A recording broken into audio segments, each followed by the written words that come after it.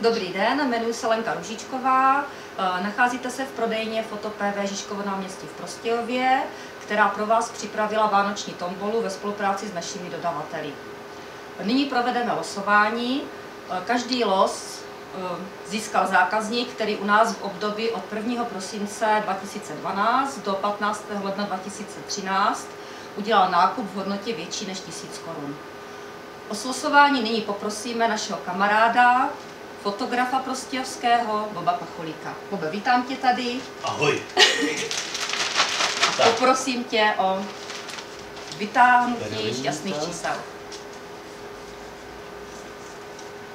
A první číslo je číslo 29 a číslo 29 vyhrává brašničku firmy Gola v ceně 925 korun.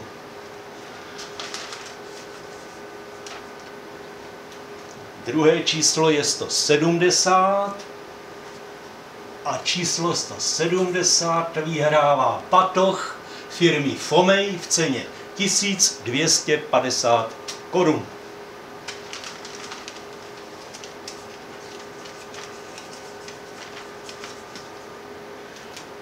Třetí cena. Číslo 103 a číslo 103 vyhrává hodinky Casio v ceně 1350 korun.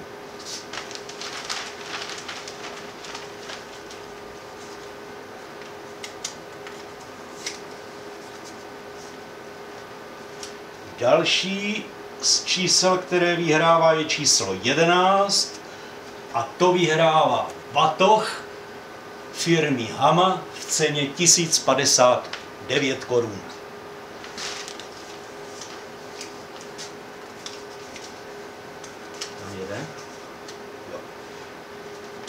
Další číslo 166, je to malý stativ firmy Joby za 1190 korun.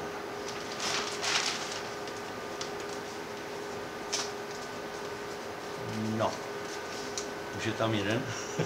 Ne, dva.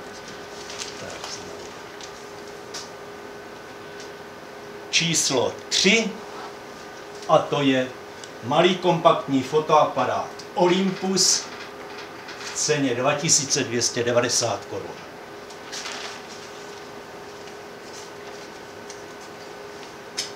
Pozor, změna barvy. Ano, změna barvy, toto je červený los číslo 1 a patří k němu brašnička Vanguard 1290 korun. Cena té brašničky. Předposlední číslo.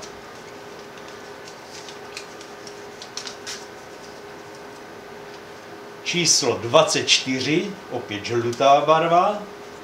A to číslo 24 vyhrává kompaktní fotoaparát Olympus v ceně 2590 korun.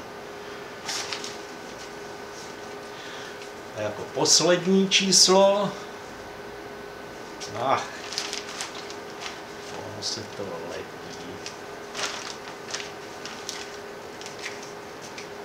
No.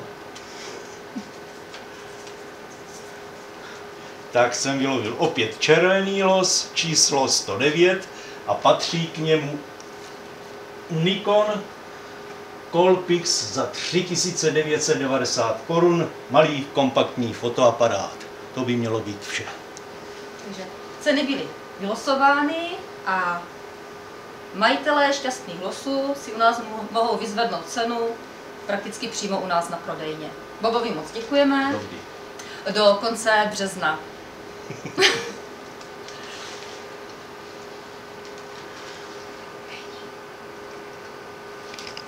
Tak ještě, tak. No co, ne?